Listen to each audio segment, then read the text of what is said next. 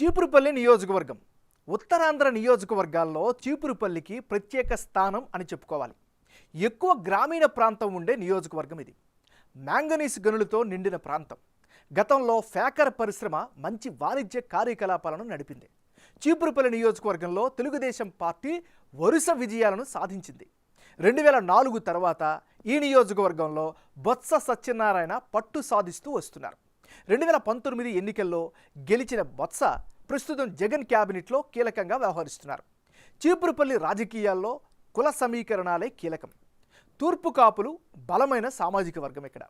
గత 3 ఎన్నికల్లో అన్ని పార్టీలు తూర్పు కాపు సామాజిక వర్గ నేతలనే ఎన్నికల బరిలోకి దింపాయి.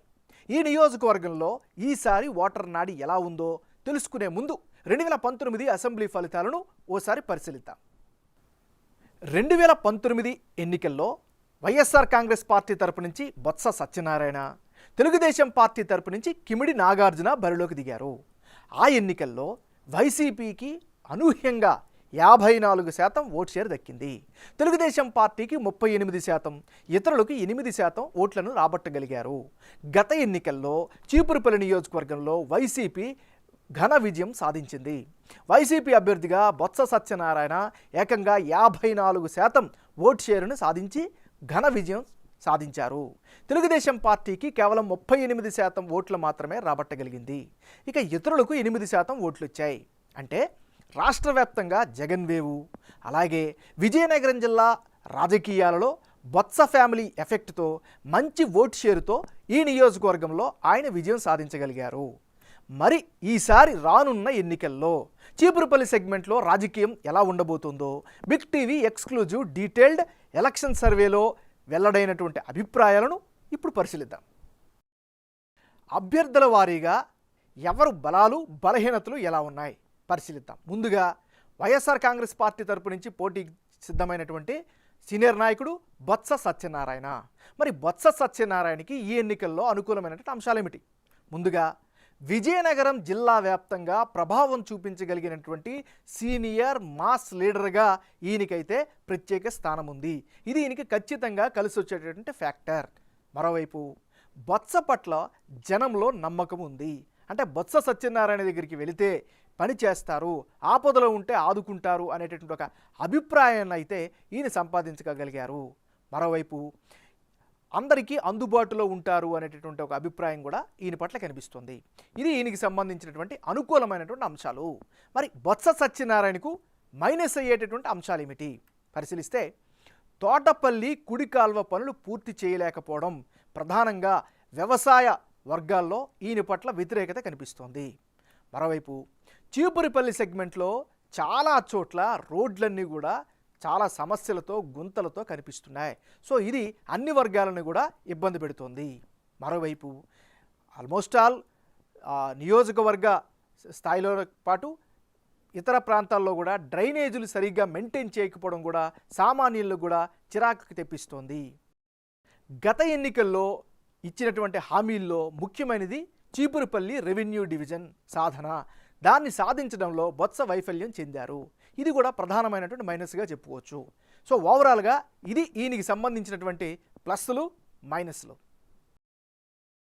తెలుగుదేశం పార్టీ తరపు నుంచి చీపురుపల్లిలో బరిలోకి దిగడానికి సిద్ధమైనటువంటి నాయకుడు కిమిడి నాగార్జున. మరి కిమిడి నాగార్జునకి ఈసారి ఎన్నికల్లో అనుకూలంగా ఉండేటువంటి అంశాలేమిటి? కిమిడి మృణాలిని గణపతిరావు రాజకీయ వారసుడిగా రాజకీయాల్లోకి రావడం ఈయనకి ప్రధానమైనటువంటి ప్లస్ పాయింట్గా ఈ నియోజకవర్గ పరంగా చెప్పుకోవచ్చు. మరోవైపు యువ నాయకుడిగా ప్రజల్లో అయితే మంచి గుర్తింపునైతే సంపాదించుకోగలిగారు. మరోవైపు నియోజకవర్గంలో చాలా యాక్టివ్గా ఉన్నారు, అనేక సేవా కార్యక్రమాలు చేస్తున్నారు. పార్టీ పరంగా కూడా కార్యక్రమాలు చేయడం ద్వారా పార్టీ కార్యకర్తలతో మమేకమవుతున్నారు. ఇవన్నీ కూడా కిమిడి నాగార్జునకు అనుకూలమైనటువంటి అంశాలు. మరి కిమిడి నాగార్జునకు ఈసారి మైనస్ అయ్యేటటువంటి అంశాలు ఏమిటి? బొత్సను ఏ మేరకు ఢీకొట్టారు అనేటటువంటి అనుమానాలు కావచ్చు, సందేహం కావచ్చు సర్వత్రా వ్యక్తమవుతుంది. ఇది ఈయనకి ప్రధానమైనటువంటి మైనస్గా చెప్పుకోవచ్చు. ఇది నాగార్జునకి సంబంధించినటువంటి ప్లస్లు మైనస్లు. చీపురుపల్లి నియోజకవర్గం నుంచి వైఎస్ఆర్ కాంగ్రెస్ పార్టీ తరపు నుంచి సీనియర్ నాయకుడు బొత్స సత్యనారాయణ, తెలుగుదేశం పార్టీ తరపు నుంచి కిమిడి నాగార్జున, వీళ్ళిద్దరి మధ్య ఈసారి పోటీ జరిగితే ఎలా ఉండే అవకాశం ఉంది? బిగ్ టీవీ రిజల్ట్స్లో వచ్చినటువంటి స్టాటిస్టిక్స్ని కనుక పరిశీలిస్తే వైఎస్ఆర్ కాంగ్రెస్ పార్టీకి ఏకంగా 51% ఓట్ షేర్ సాధించే అవకాశాలు కనిపిస్తున్నాయి. తెలుగుదేశం పార్టీకి అనుకూలంగా 42% ఓట్లు దక్కే ఛాన్సెస్ ఉన్నాయి. ఇతరులకు 7% ఓట్లు వచ్చే ఛాన్సెస్ కనిపిస్తున్నాయి. అంటే ఇప్పటికిప్పుడు ఎన్నికలు జరిగితే చీపురుపల్లిలో వైఎస్ఆర్ కాంగ్రెస్కే గెలుపు అవకాశాలు ఎక్కువగా కనిపిస్తున్నాయి. బొత్స సత్యనారాయణకు 51% ఓట్లు వచ్చే ఛాన్సెస్ ఉన్నట్లు బిగ్ టీవీ సర్వేలో వెల్లడైంది. అటు తెలుగుదేశం పార్టీకి 42% ఓట్లు వచ్చే అవకాశాలు ఉన్నాయని తేలింది. ఇతరులకు 7% ఓట్లు వచ్చే ఛాన్సెస్ అయితే కనిపిస్తున్నాయి. ప్రస్తుత ప్రభుత్వం అమలు చేస్తున్న వెల్ఫేర్ స్కీములు ఓట్లుగా మారతాయని సర్వేలో తేలింది. బొత్సకు వ్యక్తిగత అభిమానులతో పాటు జనంలోనూ పేరుండడంతో ఓట్లు పెరుగుతాయి అని అంటున్నారు. అటు తెలుగుదేశం పార్టీ నేత కిమిడి నాగార్జున కూడా మంచి ఓట్ షేర్ సాధించే ఛాన్స్ ఉందని సర్వేలో తేలింది. నియోజకవర్గంలో కార్యక్రమాలు పెంచడంతో ఓట్లు పెరుగుతాయని వెల్లడైంది. గత ఎన్నికల్లో నాగార్జున ఓడిపోవడం కూడా ఈసారి సానుభూతి ఓట్లను పెంచుతుందని బిగ్ టీవీ సర్వేలో జనం తమ అభిప్రాయాలుగా తెలిపారు.